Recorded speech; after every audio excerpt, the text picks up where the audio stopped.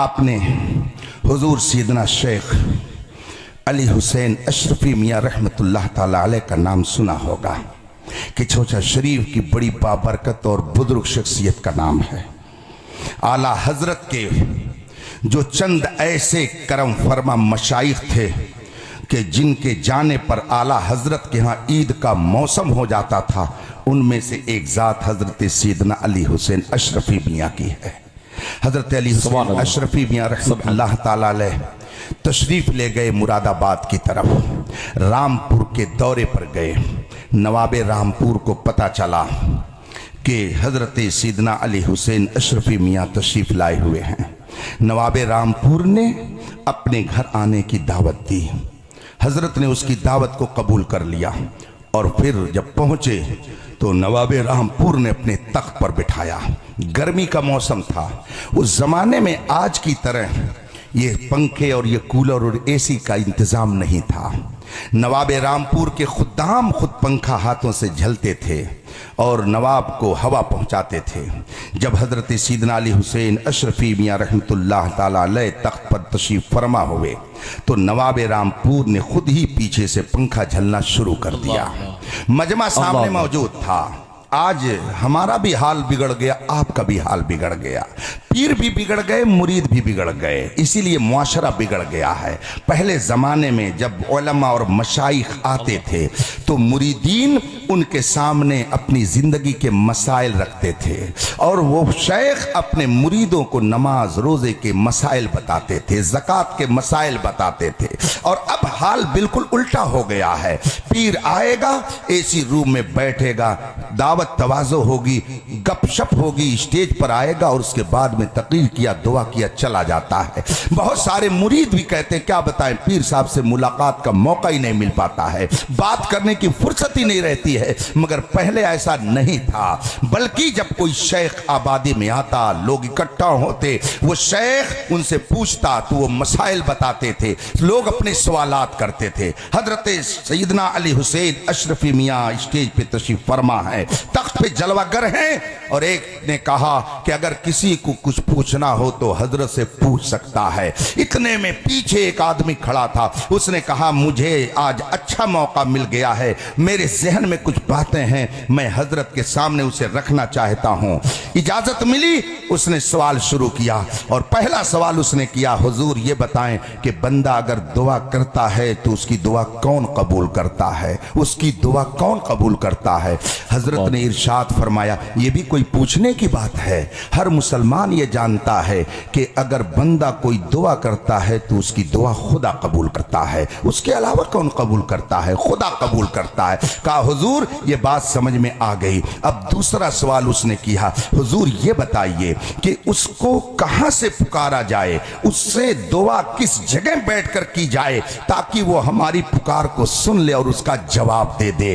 हजरत ने इरशाद फरमाया जहां से उसको पुकारोगे वो तुम्हारी पुकार का जवाब देगा, उसके लिए दूर और नजदीक कोई चीज नहीं है। अगर तुम मैदान कारजार में फंसे हुए हो वहां उसे पुकारोगे तब भी वो तुम्हारी मदद करेगा, दोस्तों की महफिल में हो तब भी वो तुम्हारी मदद करेगा, जहां से उसको पुकारोगे वो तुम्हारी पुकार को सुनता है और तुम्हारा जवाब देता है। कहा हुजूर ये भी बात समझ में आ गई। अब तीसरा सवाल और है। उसने जब ये तीसरे सवाल की बात की, हजरत ने फरमाया बताओ क्या है। उसने कहा हुजूर ये बताइए जब दुआ खुदा ही कबूल करता है और जहां से उसे पुकारा जाए, जहां से दुआ की जाए, वो दुआ अगर कबूल करना चाहे तो कर लेगा, तो हुजूर ये सुन्नी उलमा और मशाइख अपने मानने वालों को मज़ारों पे क्यों भेजते हैं, क्यों कहते हैं कि छोटा चले जाओ, क्यों कहते हैं अजमेर चले जाओ। आया कोई मुरीद, हजरत मेरे शादी को 6 साल हो गए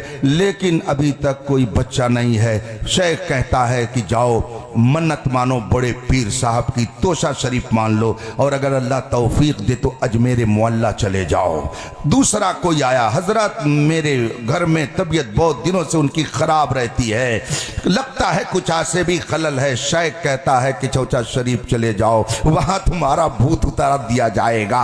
अब वो आदमी कहता है कि जब दुआ खुदा ही कबूल करता है और जहां से उसे पुकारा जाए वो दुआ को कबूल करना चाहे तो कर लेगा, तो आप लोग मज़ारों पे क्यों भेजते हैं? क्यों कहते हैं अजमेर चले जाओ? क्यों कहते हैं साबिर पिया कलियरी के यहाँ चले जाओ? क्यों कहते हैं कि छोछा चले जाओ? जब खुदा ही दुआ कबूल करता है तो मज़ारों पे क्यों भेजते हैं? वहाँ जाने की क्या ज़रूरत है? तीसरा सवाल जब उसने किया, हजरत ने फरमाया करीब आ जाओ, दूर होना, थोड़ा करीब आ जाओ। अब वो जब करीब आया तो हजरत ने फरमाया बैठ जाओ। सामने वो बैठ गया, थोड़ी देर बैठा रहा। नवाब रामपुर आहिस्ता आहिस्ता पंखा झल रहे हैं। चूंकि वो नवाब थे मगर वो दीनदार थे, इसलिए वो समझते थे कि एक बुजुर्ग का मकाम क्या होता है। वो नवाब पंखा पीछे से झल रहा है। हजरत ने उसको बुला करके बैठा दिया। थोड़ी देर वो बैठा रहा, का अपनी जगह पे चले जाओ। वो चला गया। कुछ देर इधर उधर की बातें हुई। उसके बाद में हजरत अली हुसैन अशरफी मियाँ रहमतुल्लाह ताला अलैह ने फरमाया, वो सवाल करने वाला किधर गया? उसने कहा जी हुजूर मैं हाजिर हूँ। कहा यहाँ आकर के बैठ जाओ। कहा हुजूर एक बार बुला करके तो आपने बेइज्जत कर दिया कि बगैर जवाब दिए वापस कर दिया। हुजूर फिर बुलाना चाहते हैं? कहा नहीं नहीं, आओ करीब आओ।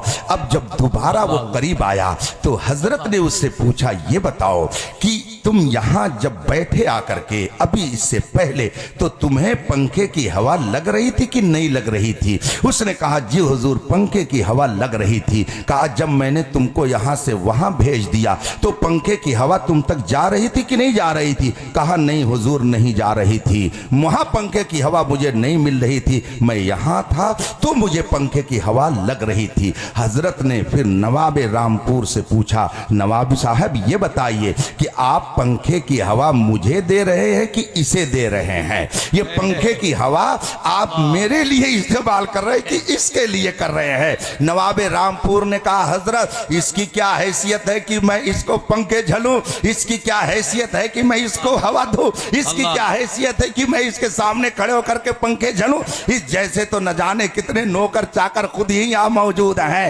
हजरत अली हुसैन अशरफी मियाँ रहमतुल्लाह ताला अलैह ने उस साइल से फरमाया, सुन देख, तू दूर था मुझसे तो तुझको पंखे की हवा नहीं मिल रही थी, मेरे करीब आया जबकि पंखा तुम्हारे लिए नहीं झला जा रहा था। नवाबे रामपुर पंखा मुझे झल रहा था मगर तुम मेरे करीब बैठ गए तो देखो नवाब की हवा तुमको भी मिल गई।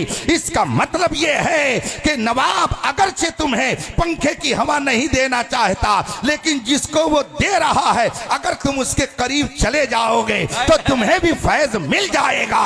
हम अपने अवाम के बारे में ये जानते हैं कि इनके पास वो अमल नहीं है, इनकी जबान में वो तासीर नहीं है, इनका किरदार इतना पाकीज़ा नहीं है, इनकी गुफ्तार में वो लताफत और रवानी नहीं है, इनके दिल के अंदर वो इखलास नहीं है, इनकी जबान में वो सोज नहीं है, हम ये जानते हैं। लेकिन गौस वो है जहां रहमतों की बारिश होती है, ख्वाजा वो है जहां अब्र रहमत बरसती है, हजरत मखदूम पाक वहां है, वो है जहां रहमतों की हमेशा फुहार बरसती है। हम इनको इसलिए वहां भेज देते हैं कि वहां जो रहमत इलाही झमाझम बरस रही है, ऐ मुजरिमों जाओ तुमको भी वहां से कुछ हिस्सा सुभान अल्लाह। हम इसलिए अल्लाह वालों से अकीदत रखते हैं कि उनके सदक़े में रब हमें भी माला माल फरमा। बेशक सुभान अल्लाह। नारे तकबीर, नारे रिसालत, अज़मत मुस्तफ़ा, फैज़ान गौसे आज़म, फैज़ान मखदूम अशरफ, खलीफा हुजूर ताजुश शरिया, नारे तकबीर, नारे रिसालत। सुभान अल्लाह।